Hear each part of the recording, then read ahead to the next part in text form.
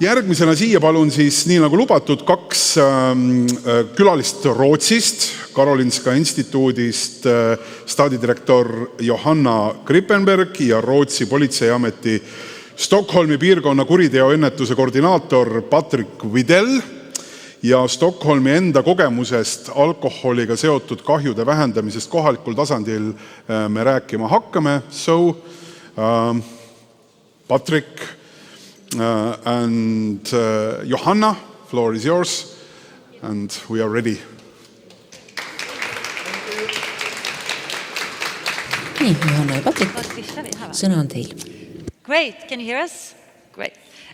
Thank you for the Kas meid on invitation kuulda? to come here Aitäh väga, to speak et today. kutsusite meid siia We're going kõnelema. to talk about our work with reducing alcohol. Räägime teile oma tööst, kuidas me vähendame kohalikul tasandil alkoholiga seotud So this is the kahjusid. outline of our talk today. We're going to Siin tell näete you a little sellist bit meie about STAD and ettekande about Swedish police. ülesehitust. And then Kõigepealt räägime move over staadist to alcohol ja Rootsi prevention, politseist, some lessons learned, siis and then alkoholi ennetusest, siis õpitud õppetundidest, mis oleme saanud ja siis on So, aeg küsimusteks. STAD. What is STAD? STAD, stands mis see for on? Stockholm Prevents See tähendab, Alcohol and Drug Problems. eh, And we were see tähendab, founded in 1995. Stockholmi asutatud siis alkoholiennetust ja meid loodi aastal 1995. Karolinska Institute. And Saime alguse Karolinska instituudis. so we develop, we implement, and we Me evaluate arendame, rakendame ja hindame problems in society. ennetusmeetodeid,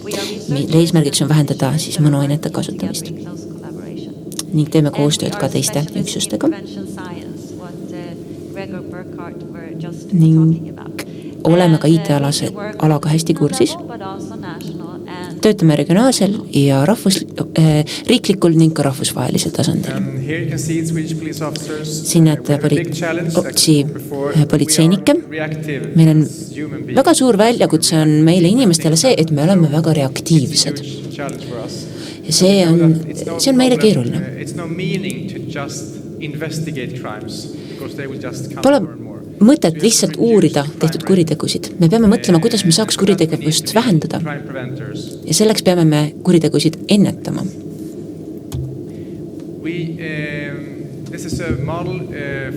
Siin näete ühte mudelit, kuritegude ennetus 3 nurka. Siin näete õigusrikkujad, asukoht ja ohvrit. Ennetuste puhul tuleks alati suunata oma tegevus vähemalt 1 või 2 üksusele sellest 3 nurgast. Ja räägime sellest täna veel ka lähemalt. Pole mõtet saata politseinikke lihtsalt välja koha peal, meil peab olema sõbrad. Üksi ei saa me just paljud tehtud. Kuid kui me koondume, saame me väga palju tehtud. Näiteks, kui vähendame vähendamaks inimeste hulka, kes joovad ennast purju. Üksi ei saa me sellega hakkama, kuid kui me teeme koostööd, võivad sündida imed. Nüüd aga räägime teile vastutustundlikust alkoholi kasutamisest. Miks aga tegeleda alkoholi kasutamisega ööklubides? Sest seal kasutatakse palju alkoholi, tarbitakse palju narkootikume. Sellel on suur mõju rahva tervisele, sest tekib ka vägivald, tekivad vigastused, võib tekkida seksuaalsed rünnakud ja nii edasi. Ja lisaks sellele on seal koha peal palju noori, kes sotsialiseeruvad. Nii et on väga palju põhjusi, miks suunata sekkumised ööelu peale. Ning Gregor ütles, et ööelu ja klubid on üks väga oluline selline keskkond, millele tähelepanu pöörata. Mida me ka soovime teha? Tahame luua turvalisema keskkonna nii külastajatele kui ka teenindajatele, sest paljud inimesed ka töötavad nendes klubides.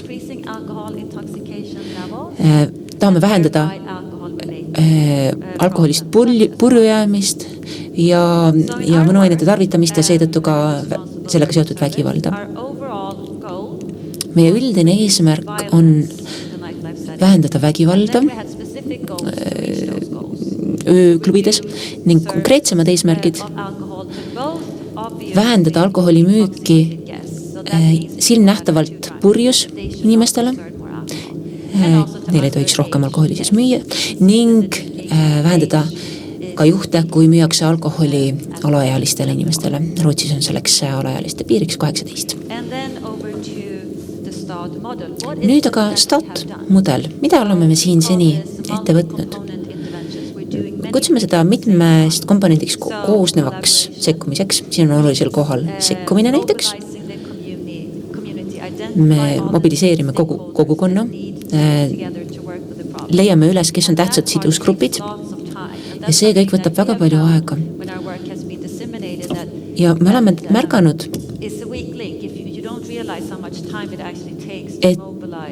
et enne ei saa arugi, kui palju aega võtab nende sidusrühmade kaasamine, kuid see on kõik väga oluline selleks, et me jõuaks hea tulemuseni. Siis koolitus ning kolmandaks parem jõustamine. Me ei saa lihtsalt inimestele öelda, et te peate nüüd asju hakata nii tegema, et ei saa inimestele müüa teenindajate näiteks, et ei saa müüa alkoholi inimestele, kes on liiga purjus.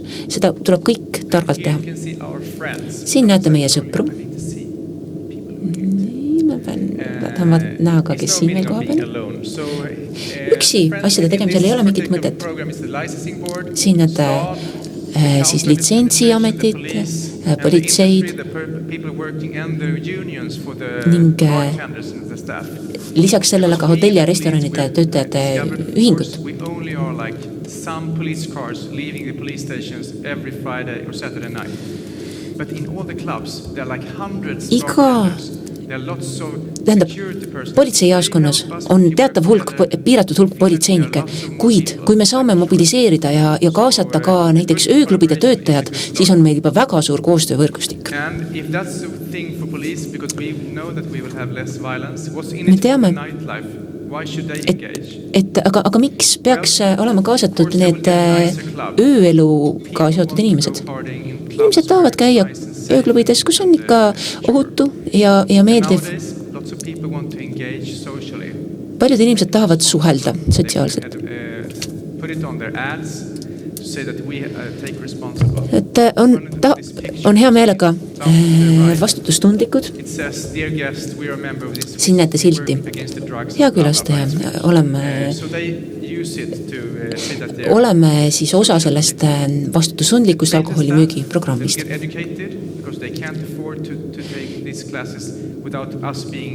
Ning teenindajaid peame me ka koolitama, neid välja õpetama. Ning selle asemel, et ainult üks ööklubi kasutab seda programmi, võiks ka kõik teised ööklubid, kes on näiteks samal tänaval, kasutada sama programmi.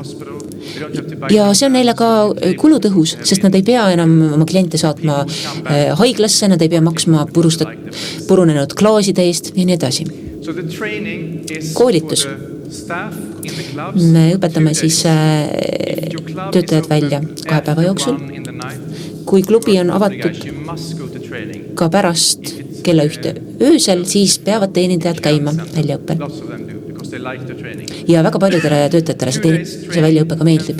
2-päevane koolitus, siis teenindajatele ja 3-päevane koolitus politseinikele ja alkoholiinspektoritele. 3-päevane, 1 päev siis koha peal nii-öelda klassitoas ja 2 päeva tänavatel.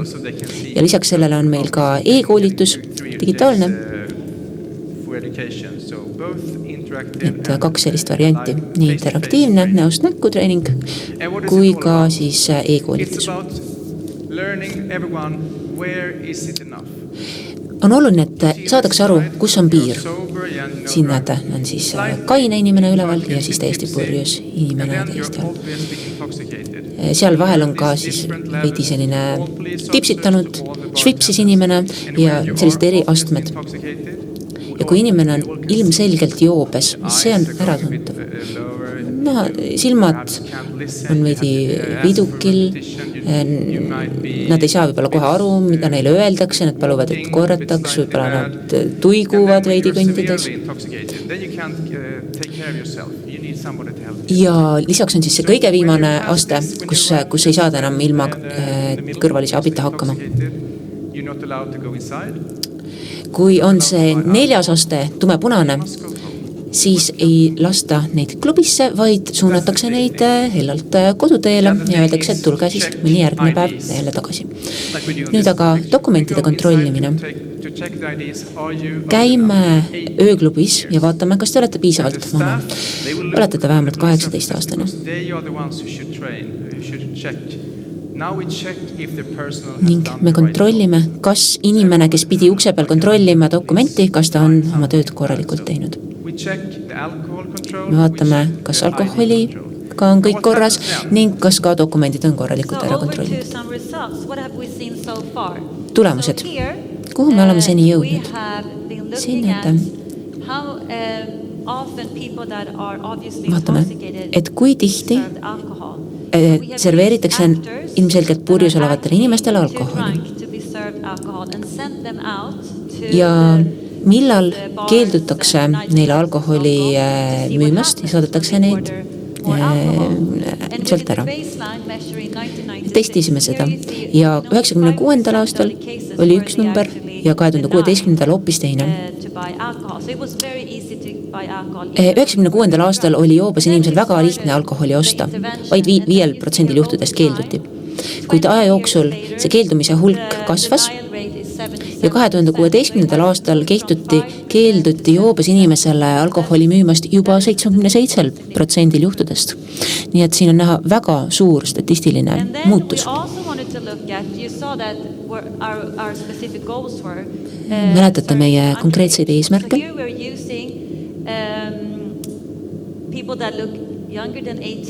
Inimesed, kes näevad välja nooremad kui 18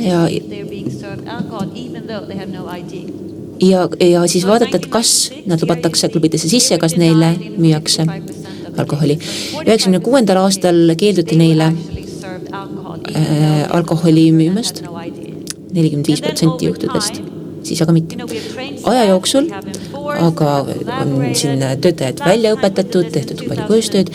2013. aastal oli see keeldumise määr aga 93%, kui neile siis keelduti alkoholi müümast. Ja see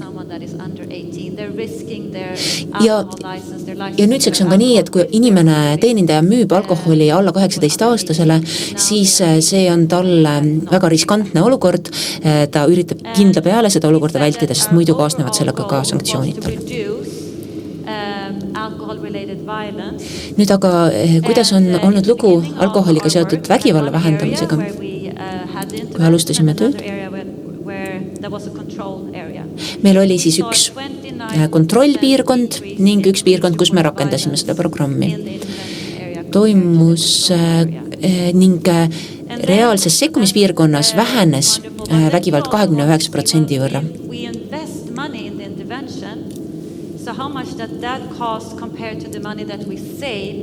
Kuidas aga, millises suhtes on see raha, mille me kulutame sekkumise peale, võrreldes sekkumata jätmisega tekitatud probleemidega? Siin on näha, et iga programmi investeeritud 1 euro abil säästame me tegelikult 39 eurot, sest me väldime väga palju erinevaid probleeme, mis muidu võiksid tekkida. Vahel on aga raske hinnata, milline oleks olukord siis, kui me ei oleks sekkunud. Kuid me võime vaadata näiteks erinevat politsei andmeid ja võrrelda erinevaid piirkondi, erinevaid aastakäike, siis saame tegelikult sellised head tulemused ja täiesti konkreetsed võrreldavad andmed.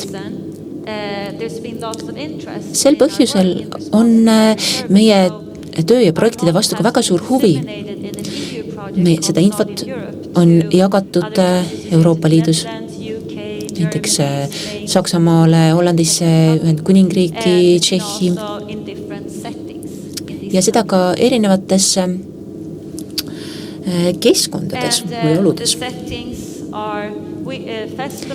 Erinevates paikades. Näiteks festivalides kasutatakse neid programme. Festivalidel. Rootsis on niimoodi, et on suured lõpupeod, kui on keskkooli lõpetamine.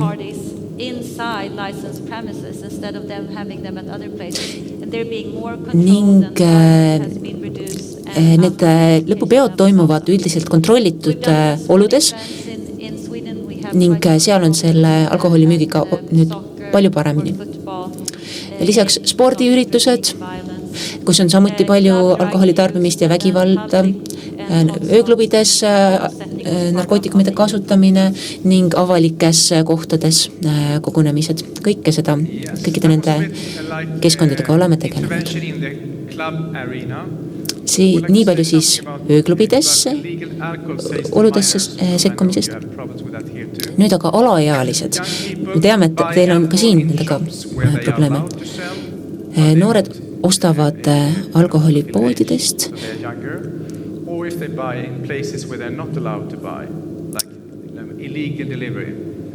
ning võivad tellida seda ka erinevatest kohtadest, nii et tuuakse alkohol neile koju. Oluline on koolitada töötajaid, kuidas kontrollida noorte dokumente. Seda tegime ka klubides, kuidas kontrollida isikut tõendavat dokumenti, tõendada, kas see ikkagi on päris dokument või on võltsitud dokument. Nii siis töötajate koolitamine on oluline.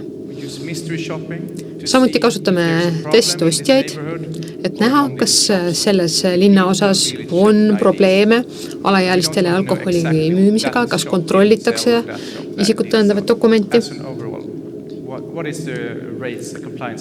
Me tahame näha üldiselt, kuidas antud piirkonnas sellega lood on. Ja kas meil on poodides noori, kes tahavad ilma dokumentita alkoholi osta. Samuti, nagu ma juba rõhutasin, siis politsei ei pea kogu aeg kohal olema. Me ei pea iga nädal, iga päev poes käima, ööklubis käima. Me peame lihtsalt aeg-ajalt seal nägu näitama. Ja see tähendab, et poodides ja klubides ollakse kogu aeg valvel, sest politsei võib igal hetkel tulla. Mõnikord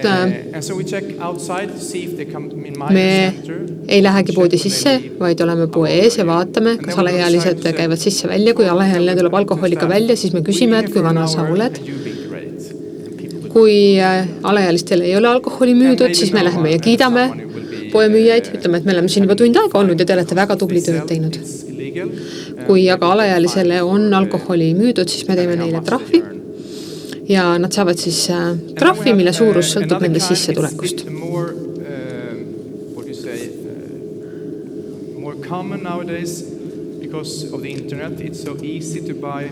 Internetist on tänapäeval võrdlemisi lihtne osta alkoholi siis veebi teel. Näiteks vanemad vaatavad filmi ja lapsed istuvad nende kõrvalarvutis ja tellivad endale alkoholi koju. Nad tellivad seda veebist. Võib-olla siis tänavale lasevad selle endale kohale toimetada või siis otse peole. Ma näitan teile kohe ühte videot selle kohta. Aga praegu tahan lihtsalt lisada, et me kontrollime ka neid piirkondi, kus me teame, et noored alkoholi tarbivad. Näiteks me kontrollime parke, elamurajoone. Ja kui me näeme noori alkoholi tarbimas, siis me konfiskeerime alkoholi. Pärast seda mingit vägivalda ei esine.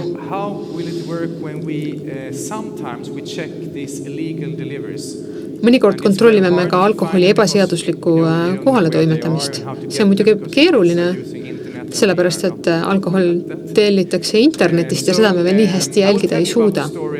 Aga ma jutustan teile ühest juhtumist, kus me nägime kõvasti vaeva.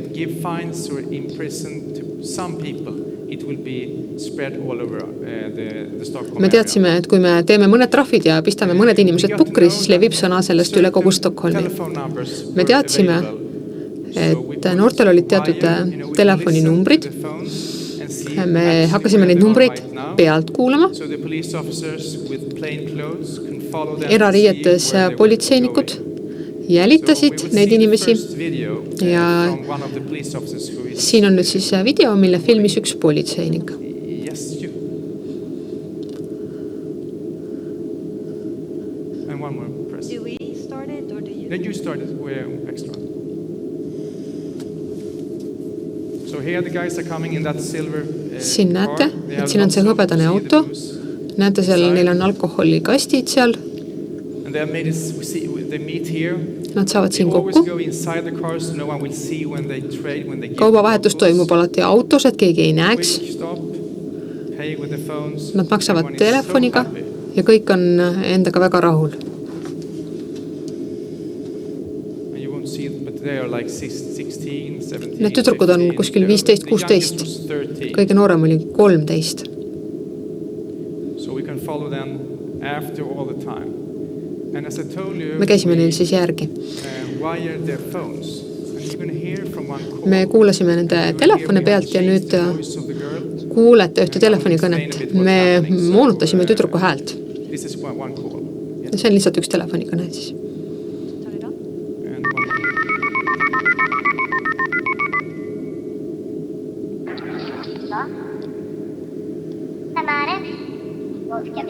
Who is it? It's a vodka car. Kes see on? See on viinaauto. Can we order one bottle? Me tahaksime tellida ühe pudeli viina. We were like 2 bottles. We are several girls. Tegelikult 2 pudelit, me oleme mitmekesi. And they say where the address is. Nüüd nad ütlevad oma aadressi. No. In that neighborhood, we need to buy 3 bottles. Ei. Selles kandis on vaja osta 3 pudelit korraga. If you buy 3, I will get there in 10 minutes. Kui te 3 pudelit ostate, siis ma olen 10 minuti pärast seal. They have to talk. How should we do? These young girls. Tüdrukud arutavad asja. Send me exact the address. Saatke mulle täpne aadress. The exact address, not the crossing. I want the address because I tahan- want to see it on the GPS. Täpset aadressi, et see GPS-i panna. And there's a phone. Ja, We can ongi follow kõne the läbi. car going there. Ja siis me saime autot jälitada. All girls just bought the liquor. The guys demanded other things since they had their phone numbers. So they could get, in the middle of the night, could they get an SMS from these guys? What are you doing? Tüdrukud Corner shop do that. ostsid siis alkoholi, aga neil oli ka siis sõnumi vahetus nende meestega. Lots of money, Mehed uurisid, mida because tüdrukud they had teevad to ja fight nii extra edasi. tax for all this amount of money they have made. But it was See viinaauto peaks 5,000 customers in the register. tegelikult maksma makse muidugi selle oma tegevuse pealt, aga seda nad ei tee. Ja selle nii-öelda viinatakso registris oli üle 5000 kliendi. So everyone know about this. Ja me teatasime kõikide noorte vanematele, kelle numbrid seal registris olid, nii et kõik said sellest teada.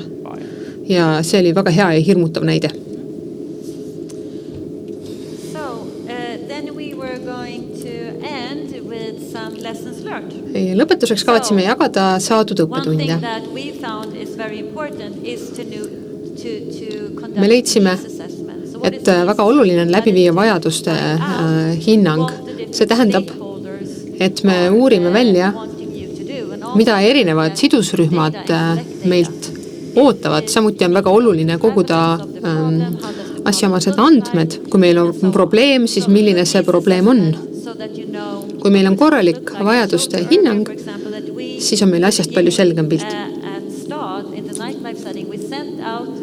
Kui me hakkasime reguleerima Stockholmi ööelu, siis me saatsime baaridesse näitlejaid, kes teesklesid, et nad on purjus ja me nägime, et neile müüdi igal pool alkoholi. Niimoodi me saime aru, et meil on probleem. Sama lugu oli alaealistega. Me saime teada, et 45% juhtudest neile müüdi alkoholi. Kui tollal oleks olnud samasugused näitajad nagu praegu, et enamikele noortele ei oleks alkoholi müüdud, siis ei oleks see tollal ka probleem olnud. Niisiis vajaduste hinnang on väga oluline. Teine oluline punkt on koostöö, me peame tuvastama erinevad sidusrühmad, tegema kohalikul tasandil koostööd. Samuti on oluline koostöö ülesehitus. Staadis kohtume me igal aastal 6 korda.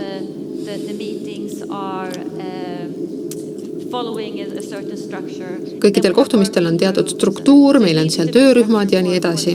Niisiis koostöö peab olema struktureeritud. 3. oluline punkt on koosloome.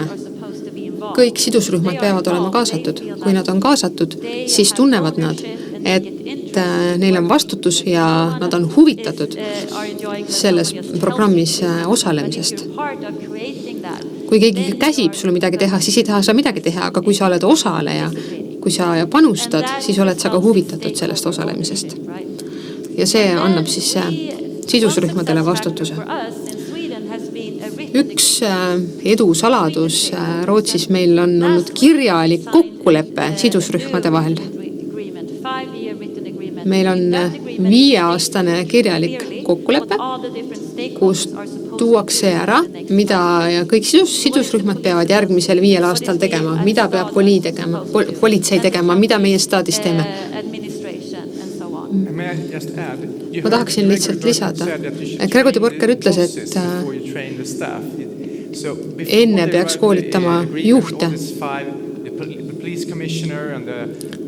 Enne kui me selle kirjaliku kokkuleppe kirja panime,